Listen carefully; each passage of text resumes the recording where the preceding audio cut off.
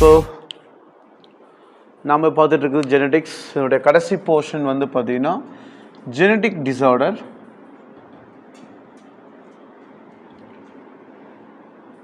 Orders. So யூஸ்வலாக genetic disorders அப்படி பார்த்தீங்கன்னா நிறைய டிஸார்டர்ஸ் இருக்கும். Sickle cell anaemia, thalassaemia, haemophilia, colour blindness, phenylketonuria, cystic fibrosis, like that நிறைய நோய்கள் இதில் கொடுத்துருப்பாங்க. ஸோ அப்போ அதெல்லாம் நம்ம கொஞ்சம் பார்த்துடலாம், ஒரு கோர்வையாக பார்க்கலாம். So first one sickle cell anaemia.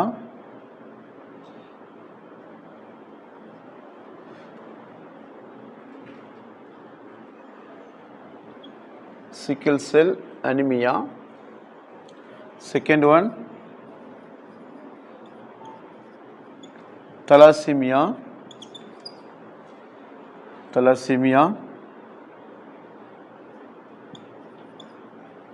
Hemophilia. Fourth one color blindness. Fifth one phenylketonuria. Additionally, cystic fibrosis. Yes. இந்த நோய்கள் எல்லாமே ரெகுலராக நமக்கு எக்ஸாமினேஷனில் கேட்கறது தான். சிக்கிள் செல் அனிமியா, தலாசிமியா, இது ரெண்டும் ஒரு கனெக்டிவிட்டியில் இருக்கும். ஹீமோபிலியா, கலர் பிளைண்ட்னஸ், இது ரெண்டும் ஒரு கனெக்டிவிட்டியில் இருக்கும். ஸோ இந்த பினல்கியூட்டினுரியா வந்து பார்த்திங்கன்னா அல்பினிசம் அப்படின்னு ஒன்று இருக்கும் இல்லையா, கேள்விப்பட்ட மாதிரி இருக்கா? ஸோ இது ரெண்டும் ஒரு கனெக்டிவிட்டியில் இருக்கும். இது தனி. சரி, வாங்க பார்க்கலாம். ஃபர்ஸ்ட் வந்து சிக்கிள் செல் அனிமியானா என்ன? தமிழில் கதிரறிவால் இரத்த சோகைன்னு சொல்லுவாங்க. இதை கதிர் அறிவால் இரத்த சோகை, சிக்கிள் செல் அனிமியா. ஸோ இப்போ இதுக்கான பதில் என்னென்னா, நீங்கள் ஆர்பிசியை பார்த்துருப்பீங்க, அப்படி கொடுத்துருப்பாங்க, அது இப்படி இருக்கும் இல்லையா, அதை கொஞ்சம் செக்ஷனடாக பார்த்தீங்கன்னா இப்படி தெரியும், இப்படி இருக்கும் ஆர்பிசி. ஸோ ஆர்பிசியோட இந்த ஷேப்பில், ஸோ அது முழுசாக பார்த்தீங்கன்னா இப்படி தெரியும். உள்ள இப்படி பார்த்தீங்கன்னா இந்த பக்கம்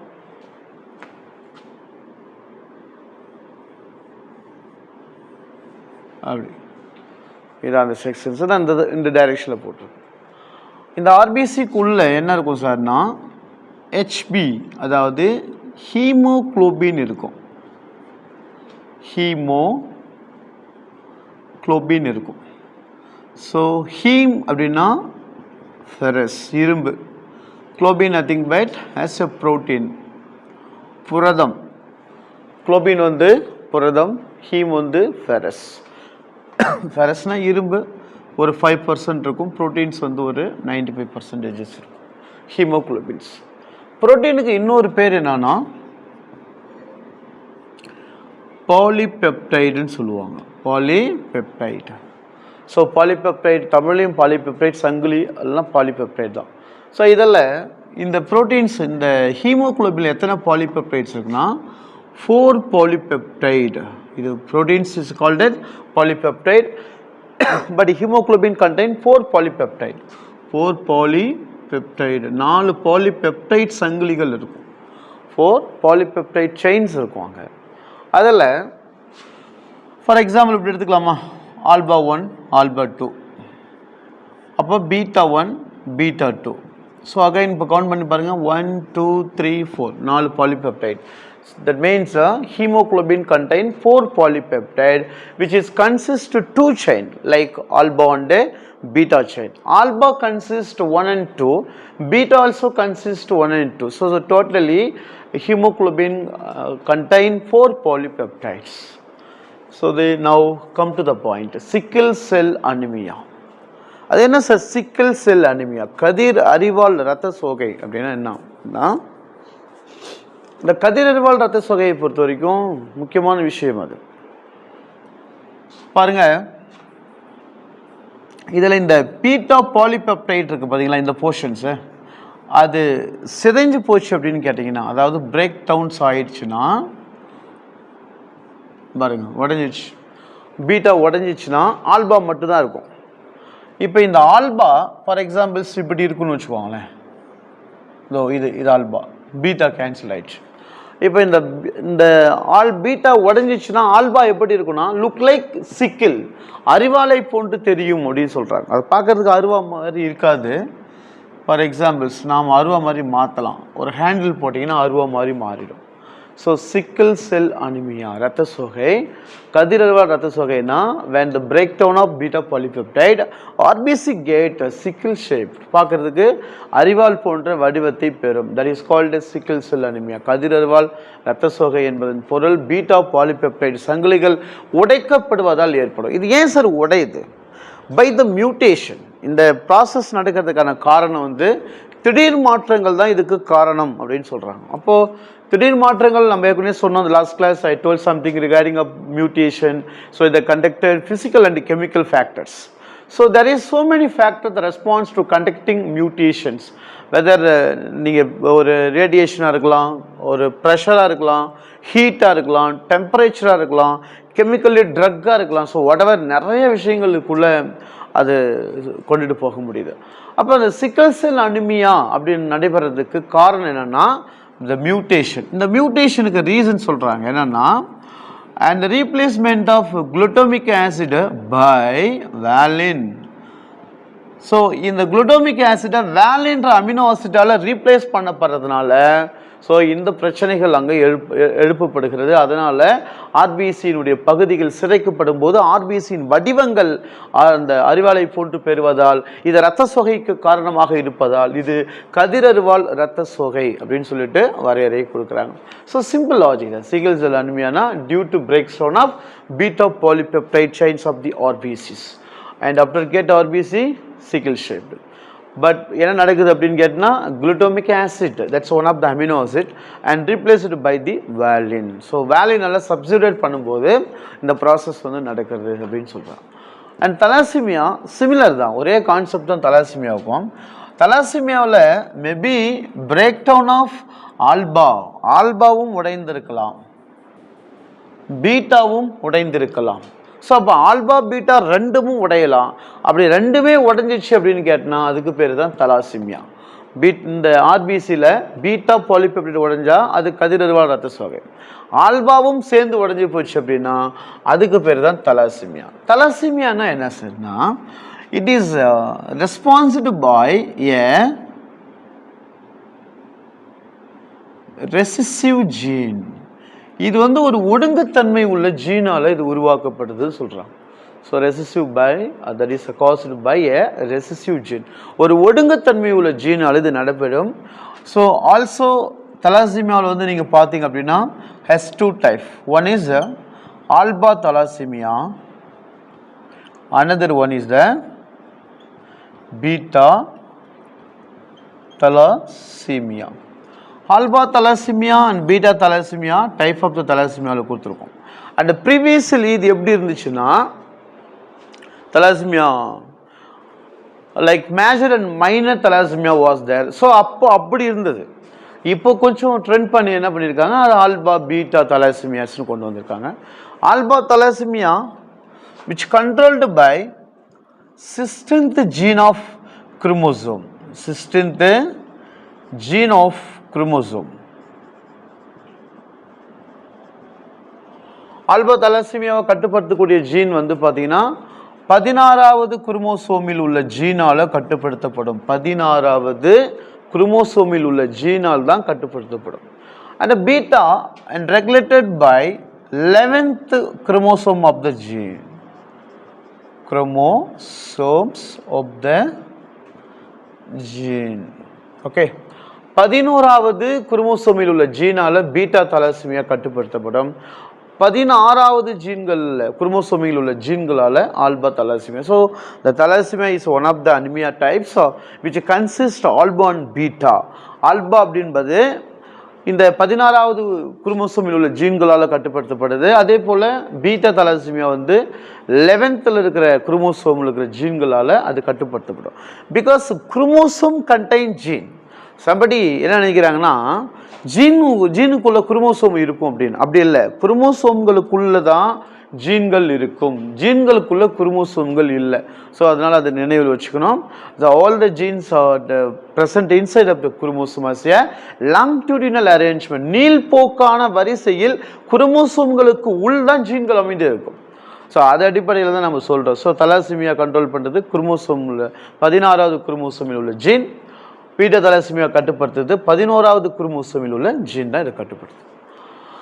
தலாசிமியா ஒரு ஒழுங்குத்தன்மை உள்ள ஜீன்களால் ஏற்படுது அப்படின்னு சொல்கிறோம் இல்லையா. இதை விட ரொம்ப மோசமான விஷயம் என்னென்னா, தலாசிமியா நோய் வந்தவர்கள் பெரும்பாலும் இருந்துடுறாங்க.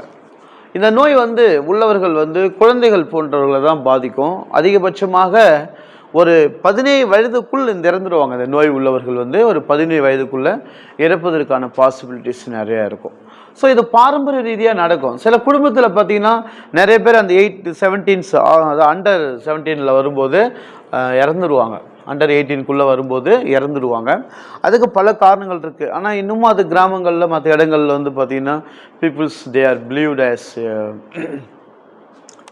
சூனியம். அது அப்படி நினைக்கிறாங்கன்னா சூனியம் வச்சுட்டான், ஏதாவது பில்லி சூனியம் சொல்கிறாங்களே, செய்வினை, இந்த மாதிரி சம்பவங்கள்லாம் நடக்குது. அதனால தான் நம்ம வீட்டில் எல்லாம் இறந்துடுறாங்க. ஜெனட்டிக்கல்லி கொஞ்சம் ப்ராப்ளம் இருந்ததுன்னா அது தலைமுறையாக அந்த நோய் போய்க்கிறது தான் இருக்கும். ஸோ நிறையா ப்ராப்ளம்ஸ் இருக்கும். அதனால் அந்த இருக்கிறவங்கள பார்த்தீங்கன்னா ரீப்ளேஸ் பண்ணுறதுல கொஞ்சம் இடம் இருக்குது. இப்போ இன்றைக்கி இருக்கிற மாடர்ன் ட்ரெண்டில் டெக்னாலஜிஸில் பயன்படுத்தி க்யூர் பண்ணலாம். ஜீன் தெரப்பி போன்ற விஷயங்கள் செய்யலாம். சரி, so that is a thalassemia, nothing but and breakdown of both the alpha and beta polypeptide chains and consisted and alpha and beta polypeptides like disease alpha and beta disease தனியாக thalassemia தனியாக பிரிக்கிறோம்.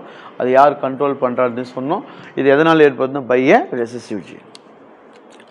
Next one haemophilia. Haemophilia அப்படின்னு நம்ம சொல்கிறோம். Next one haemophilia.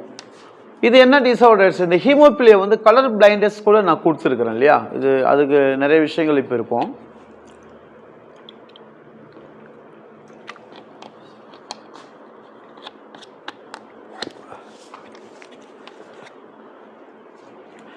இந்த ஹீமோபிலியான்றது என்னன்னா, it is நான் blood coagulation disorder. That means நான் பிளட் கிளாட்டிங் டிஸார்டர்ஸ்ன்னு சொல்லுவாங்க. இது என்ன ஆகும்னா, யூஸ்வலி நம்ம பாடியில் எப்பயாவது ஒரு இன்ஜுரிஸ் ஆகுது அப்படின்னா பிளட்டு வெளியே போகும். அது யூஸ்வல் தான். அந்த பிளட்டு ஒரு பர்டிகுலர் டைம்குள்ளே என்ன ஆகணும்னா நின்றுணும். Duration, that is called as blood clotting. இந்த பிளட்டோட கிளாட்டிங் டியூரியேஷன்ஸ் அப்படின்றது whatever injurious maybe blood should be clot within 3 to 8 minutes. In case இந்த ப்ராசஸ் கண்டினியூஸ் ஆகுது அப்படின்னு கேட்டால் there is some problem. That means due to the absence of the blood clotting factors, naturally we have to 13 factors involves to control blood bleeding. இந்த ரத்தம் வெளி செல்வதை தடுப்பதற்கு ஒரு 13 காரணிகள் பங்கேற்கும். நிறையா இருக்கும். Thrombin, prothrombin, fibrinogen, fibrin, vitamin K, calciums, இந்த மாதிரி நிறையா சொல்லுவாங்க. அதில் ஒன்று thromboplastin. It's such a wonderful and clotting factor the response to the clotting of blood. ரத்தத்தை கிளாட் பண்ணக்கூடிய ஒரு ஃபேக்டரில் ரொம்ப முக்கியமானது எதுன்னு கேட்டிங்கன்னா த்ராம்போஃப்ளாஸ்டின். ஸோ அப்போ அந்த த்ராம்போஃப்ளாஸ்டின் கெமிக்கல்ஸ் ஹீமோபிலியாவில் இல்லை, டியூ டு அப்சன்ஸ் ஆஃப் த்ராம்போஃப்ளாஸ்டின். இந்த கெமிக்கல்ஸ் இல்லாமல் போகிறதுனால தான் இந்த கோயாகுலேஷன் பார்த்தீங்கன்னா ரத்தம் உறைதல் சொல்கிறோம் இல்லையா, அதில் கொஞ்சம் பிரச்சனைகள் ரத்தம் நிறைய உடம்புலேருந்து வெளியே போகும். It's a called as bleeded disease. இது ப்ளீடர், ஒழுகல் நோயின்னு சொல்லுவாங்க. அதே மாதிரி இந்த தலாசிமியா கூட ஒரு பேர் இருக்குது, கூலிங் டிசீஸ்ன்னு சொல்லுவாங்க. கூலி டிசீஸ் அந்த நோய்க்கு இன்னொரு பேர். ஸோ அப்போ இது வந்து பார்த்தீங்கன்னா bleeded disease due to the absence of and that is a thromboplastin in the during the or in the blood. ரத்தம் உறைதலில் அல்லது ரத்தத்தில் இந்த வேதிப்பொருள்கள் காணப்படாமல் போவதனால் ஏற்படக்கூடியது அப்படின்றாங்க. But it's happened only in the Royal families like princess. நீங்கள் பார்த்தீங்கன்னா இந்த நோய்க்கு வந்து ஒரு குறியீடு இருக்குது, அதாவது ஒரு அடையாளம் சொல்கிறாங்க. என்னன்னா that is a royal disease in the world, உலகத்தின் பணக்கார நோயின்னு சொல்கிறாங்க. அது யாருன்னா பெரிய எம்பைசிஸில் இருக்கிறவங்க, அதாவது அரச பரம்பரையில் இருக்கிறவங்களுக்கு தான் இந்த நோய்கள் வருகிறது. சாதாரண மனிதர்களுக்கு, அதாவது குடும்பத்தை சார்ந்தவர்களுக்கு இது நோய் இல்லை, அரச குடும்பத்தினர்களுக்கு வருகின்ற நோயாக இருக்கும். The first disorder was identified by John Coty from Queen Victoria family. Queen Victoria அந்த குடும்பத்தில் தான் முதல் நோயை வந்து ஜான் கோட்டோ என்பவர் கண்டுபிடிச்சார். ஸோ ஆஃப்டர் தட் ரஷ்யாவில் இருக்கிற ஒரு அரச குடும்பத்தில் இந்த நோயை கண்டுபிடிச்சாங்க. ஃபைனலி தே ஆர் கன்க்ளூடட் என்ன சொல்கிறாங்கன்னா it's called as a royal disease அப்படின்னு சொல்கிறாங்க. அப்போ அதுக்கு நிறைய காரணங்கள் இருக்குது. ஸோ அதில் ரொம்ப முக்கியமான காரணம் வந்து ஃபீடிங் ஹேபிட்ஸ், அதாவது ஃபுட் ஹேபிட்ஸ் வந்து ஒரு காரணமாக இருக்குது. Okay, that is haemophilia. இந்த ஹீமோபிலியாவில் என்ன ப்ராப்ளம் சார் அப்படின்னா, the disorder usually transferred to both male and female. Actually the disorder transferred to son from mother. அது ஆண் குழந்தைக்கும் போகுது, பெண் குழந்தைக்கும் போகுது. ஆனால் என்ன சொல்கிறாங்கன்னா the disorder transferred to son from mother through X chromosome. அப்போ இந்த ஹீமோபிலியா நோய் எதன் மூலமாக பரவுதுன்னா எக்ஸ் குரோமோசோம் வாயிலாக இது பரவும். Through X chromosome, X chromosome வாயிலாக இந்த நோயானது செல்கிறது. அப்போ இந்த எக்ஸ் குரோமோசோம் வழியாக இந்த நோய் செல்வதனால இதுக்கு என்ன பேர் கொடுக்குறாங்கன்னா it is called as X linked disorder அப்படின்னு சொல்கிறாங்க. எக்ஸ் லிங்க்டு டிசார்டர், எக்ஸ் வழியாக பரவும் நோய். இந்த எக்ஸ் வழியாக பரவுகின்ற இந்த நோய்க்கு இன்னொரு பெயர் கூட உண்டு. It's called as cross inheritance என்று சொல்லப்படுது. கிறிஸ் கிராஸ் பாரம்பரிய வழிகாட்டுதல் அல்லது பாரம்பரிய தோன்றல் நோய்கள் என்றும் சொல்லப்படும். கிறிஸ் கிராஸ் அப்படின்னு ஞாபகம் வச்சுக்கோங்க. தமிழ்லையுமே அது கிறிஸ் கிராஸ் தான் கொடுப்பாங்க. கிறிஸ் கிராஸ் பாரம்பரியம். இந்த கிறிஸ் கிராஸுக்கு ரொம்ப தூய்மையான தமிழ் ஒன்று இருக்குது. அதுக்கு என்ன பேர் அப்படின்னு கேட்டால் குறுக்கு மறுக்கு பாரம்பரியம். குறுக்கு மறுக்கு பாரம்பரியம் சொல்லுவாங்க. குறுக்கு மறுக்கு பாரம்பரியம், that is criss cross inheritance அப்படின்னு சொல்லப்படுறது. ஸோ அப்போ ஹீமோபிலியா எதனால் ஏற்படுதுன்னா due to absence of the thromboplastin, such a wonderful blood clotting factors. So அது வந்து இல்லாமல் போகிறதுனால தான் நோய் வருது. அப்புறம் ரெண்டாவது ஃபேக்டர் என்னென்னா the disorder transfer through X chromosome. X chromosome வழியாக இது பரவும். It's called as X linked or criss cross inheritance என்று சொல்கிறாங்க இந்த நோய். அண்ட் த செகண்ட் ஒன், அதில் இந்த நோயிலே கூட ஒரு சின்ன விஷயம் என்னென்னா even get the small injurious blood as goes continuously. அப்போ ஒரு சின்ன காயங்கள் ஏற்பட்டால் கூட இந்த நோய் உள்ளவர்களுக்கு ரத்த ஒழுகல் இருக்குல்லையா, ப்ளீடிங், அது அதிகமாக போயிடும் அப்படின்னு சொல்கிறாங்க. அதனால தான் இது வந்து ரொம்ப மோசமான நோயாகவே பார்க்கப்படுது. And colour blindness. Colour blindness அப்படின்னா யாருன்னா அவங்க பிறக்கும்போது கண்ணு தெரியாமலாம் இருக்க மாட்டாங்க. அவங்களுக்கு கண்ணு தெரியும். கொஞ்சம் காலங்கள் ஆக ஆக ஆப்ஜெக்டோட கலர் ஒரே மாதிரியாக இருக்கும். லைக் பிளாக் அண்ட் ஒயிட்லேயே தான் அவங்களுக்கு தெரிய ஆரம்பிச்சிடும். ஸோ அவர்கள் தான் கலர் பிளைண்ட்னஸ் என்று சொல்கிறாங்க. இப்போ கலர் பிளைண்ட் வேறு, கலர் பிளைண்ட் வேறு. பிளைண்டுனா பிறவிலே எந்த ஆப்ஜெக்டும் பார்க்க முடியாது இருப்பாங்க. கலர் பிளைண்ட்ஸ்னா பொருள் தெரியும் ஆனால் நிறங்கள் தெரியாது. ஸோ இந்த பிரச்சனை உள்ளவங்களுக்கு தான் colour blinds. Who have can't analyze the prime colors, they are called as the color blinders. Who can't analyze the prime colors, they are called as color blinder. யாரால் முதன்மை நிறங்களை பிரித்தறிய முடியவில்லையோ அவர்கள் நிறக்குருடாளர்கள் என்கிறோம். அப்போ அந்த முதன்மை நிறம் என்பது என்ன அப்படின்னா நமக்கு ஏற்கனவே தெரிஞ்ச கலர் தான். ஸோ இதை நம்ம பிஜிஆர் என்று சொல்லலாம், ப்ளூ கிரீன் ரெட். இந்த முதன்மை நிறங்களை பார்க்க முடியாதவர்கள் தான் நிறக்குருடாளர்கள் அப்படின்னு நம்ம சொல்கிறோம். ஸோ பிஜிஆர் அப்படின்பது இந்த நோயினை இங்கே குறிப்பிடப்படுது. இதில் நிறைய டைப் இருக்கும். யூட்ரோனோபியா, புரோட்டோனோஃபியா அப்படின்னு நிறைய நோய்கள் வந்து இதில் நம்ம கொடுத்துருப்போம். ஸோ இங்கே வந்து நம்ம கொடுக்கும்போது colour blinds who can't analyze the prime colors, they are called as color blinder like BGR, blue, green or red. இந்த கலர்ஸை பார்க்க முடியாதவர்களைத்தான் நாம் நிறக்குடாளர்கள் என்று சொல்கிறோம் அப்படின்னு சொல்லி முடிச்சுக்கலாம். பட் இந்த ரெண்டு நோய்க்கு என்ன சார் அப்படி ஒரு கனெக்டிவிட்டி இருக்குது அப்படின்னு சொன்னால், so the haemophilia and colour blinders ரெண்டு ஒரே மாதிரி இருக்கிறதுக்கான காரணம் என்ன? The colour blinds also transfer, that means the disorder which are transfer from X chromosome. அதாவது பார்த்தீங்கன்னா எக்ஸ் குரோமோசோமிலிருந்து தான் அந்த நோய் வந்து இன்னொருத்தங்களுக்கு போகுது. ஸோ அப்போ ஏற்கனவே சொன்ன இந்த ஹீமோபிலியாவும் கலர் பிளைண்ட்ஸும் ஒன்று என்பதை இந்த இடத்துல குறிப்பிடலாம்.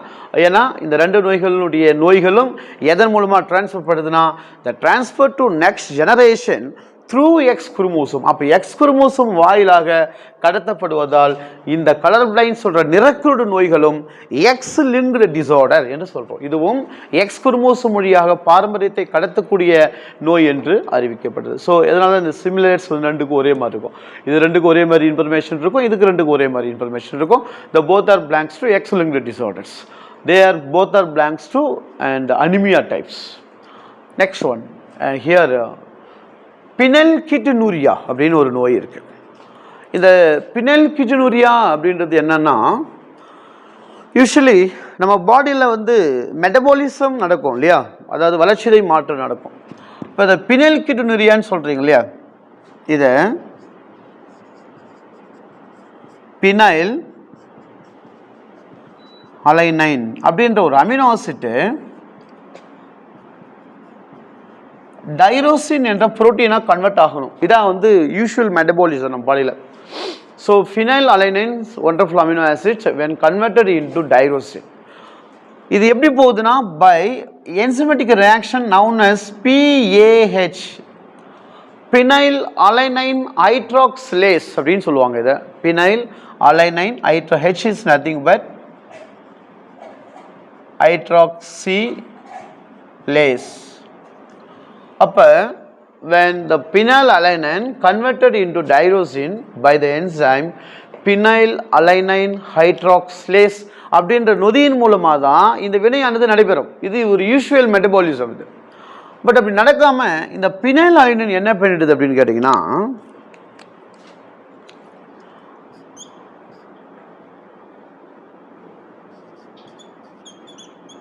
பைர்விக் ஆசிட்டோட ரியாக்ட் பண்ணி அது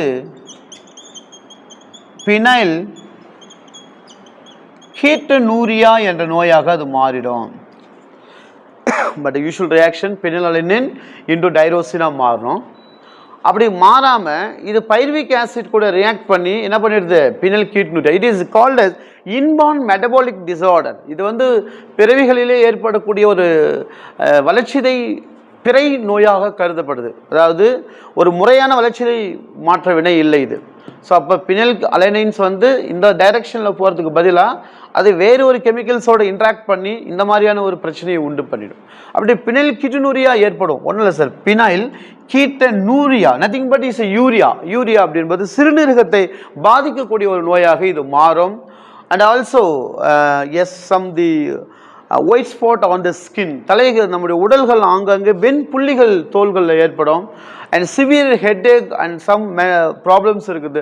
nervous disorders will also happen due to the and phenylketonuria formation. அப்போ இந்த நோய் ஏற்படும் போது அந்த மாதிரி ப்ராப்ளம்ஸ் எல்லாம் ஏற்படும். கிட்னியோட அப்சார்ப்ஷனுடைய லெவல் வந்து குறைய ஆரம்பிச்சிடும். அதுதான் வந்து பிரச்சனையே. பினைல் கீட்டனூரியா, நூரியானா யூரியான்னு சொல்கிறேன். சிறுநீரகத்தினுடைய செயல்பாடுகள் மிகச்சரியாக இருக்காது. ஒரு இர்ரெகுலர் ஆக்டிவிட்டீஸாக மாறி சிறுநீரகத்தை பாதிப்படைய செய்யக்கூடிய நோய்கள் தான் பினைல் கீட்டனூரியா. ஸோ இது வந்து டைரக்ஷன் ஞாபகம் வச்சிடும், பினைல் அலைனைன் இன்டு டைரோசின். ஸோ இந்த டைரோசின் எதுக்கு மாறுதுன்னா, டைரோசின் வந்து மெலனோசைட் அப்படின்ற ஒரு செல் மாறி அது மெலானின் சொல்கிற ஒரு பிக்மெண்ட்டை கொடுக்கும். Melanin which are responsible for our body color. நம்முடைய உடல்களில் இருக்கின்ற நிறம் தோற்றத்திற்கு காரணமாக இருப்பதே மெலனின் தான். அந்த மெலனினை ஃபார்ம் பண்ணக்கூடிய புரோட்டீன் தான் டைரோசின். ஸோ அப்போ டைரோசின் என்ன பண்ணுதுன்னா மெலனினை ஃபார்ம் பண்ணுறதுக்காக தான் இந்த ரியாக்ஷனை கொண்டுட்டு போகுது. சப்போஸ் அப்படி மெலனின் நடக்கலை, நான் சரியாக ஃபார்ம் ஆகலைன்னா, நான் ஏற்கனவே சொல்லுவேன், தோள்கள் அங்கங்கே புள்ளி ஏற்படும். ஸோ அதுதான் அங்கே பிரச்சனையை உண்டு பண்ணிடும். அது வந்து உடல்களில் எங்கேயாவது ஒரு இடத்துல புள்ளி வரும், அப்புறம் பக்கத்தில் புள்ளி வரும், அப்புறம் அந்த புள்ளிக்கு இந்த புள்ளிக்கு ஒரு கோடு போட்டு உடம்பு முழுக்க வெள்ளையாகவே மாறிடும். இந்த நோய்கள் மாறினா இதுக்கு பேர் அல்பினிசம். சின்ன சின்ன புள்ளிகள், தலைவலி, நரம்பு சார்ந்த விஷயங்கள் இருந்துச்சு அப்படின்னா அது பினல் கியூட்டினூரியா. ஸோ இந்த பினல் கியூட்டினூரியானா என்னன்னு கேட்பாங்க. இதுக்கு ஒரு பேர் அமினோ ஆசிட், இது புரோட்டீன். கண்டக்ட் பண்ணுற என்சைமோட பேர் பினல் அலைனைன் ஹைட்ராக்சிலேஸ் என்ற நொதியின் மூலமாக இது நடைபெறுகிறது. And finally, cystic fibrosis is one of the genetic disorder. இது வந்து நம்முடைய பிரச்சனைகளை பாரம்பரிய ரீதியாகவே உண்டு பண்ணும். அப்டாமினன் பெயின்ஸ் வந்து இருக்கும், அடிவயிற்று பகுதிகளில் வலிகள் இருக்கும். வேற என்ன சார்னா ரெஸ்பிரேட்டரி ட்ராக்ல ப்ராப்ளம்ஸ் இருக்கும், சுவாச பாதைகளில் நோய்களை உண்டு பண்ணுது. இந்த ஃபேட்டிக் ஆல் ஆஃப் பாடி ஆர்கன்ஸ், நம்முடைய உடல் உறுப்புகளுடைய எல்லா பகுதிகளிலுமே ஒரு மாதிரி சோர்வு இருக்கும். சோர்ந்த நிலையிலேயே உறுப்புகள் செயல்படும். வேறு என்ன சார் இருக்குன்னா, இன்னும் சொல்ல போனால் நர்வஸ் ப்ராப்ளம்ஸ் கொஞ்சம் இருக்கும். இந்த மாதிரி பல நோய்களை உள்ளடக்கப்பட்டது தான் சிஸ்டிக் ஃபைப்ரோசிஸ் என்று சொல்லுவாங்க. இருமல் இருக்கும், நுரையீரல் சார்ந்த பிரச்சனைகள் இருக்கும், அப்புறம் வந்து பார்த்திங்கன்னா உடல்களில் அதிகமாக சோர்வை ஏற்படுத்தக்கூடிய நோயாக காணப்படும். It's also belongs to genetic disorder. So இந்த நோய் இதோட இந்த பகுதிகள் வந்து இதோட முடிஞ்சிச்சு. Genetics has been completed.